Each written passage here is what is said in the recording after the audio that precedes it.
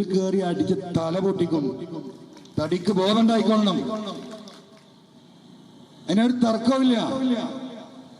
അപ്പൊ വളരെ സ്നേഹത്തോട് കൂടിയിട്ടേ എനിക്ക് ഇവരെ മദ്യം കൊടുത്തു വിട്ട നേതാക്കന്മാരോട് ഒരു ചെറിയ സൂചന, അഭ്യർത്ഥന പറയാം.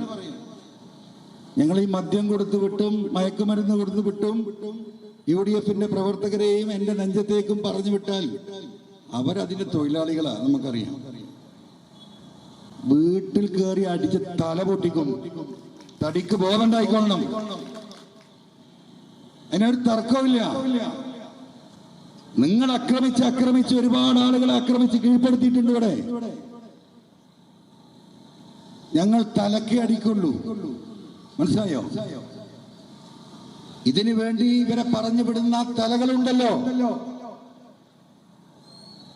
അത്ര മാത്രമേ എനിക്കതിനെ സൂചിപ്പിക്കാനുള്ളൂ.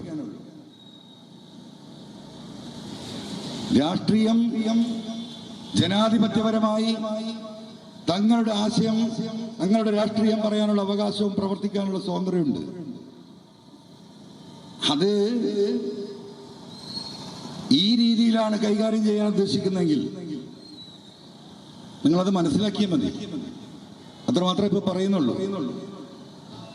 ഒളിച്ചു നിന്ന് രാഷ്ട്രീയ പ്രവർത്തനം നടത്താനല്ല ഞാൻ പഠിച്ചിട്ടുള്ളത്, അതിന്റെ മുന്നിൽ നിന്ന് പ്രവർത്തിക്കാൻ തന്നെയാണ് പഠിച്ചിട്ടുള്ളത്.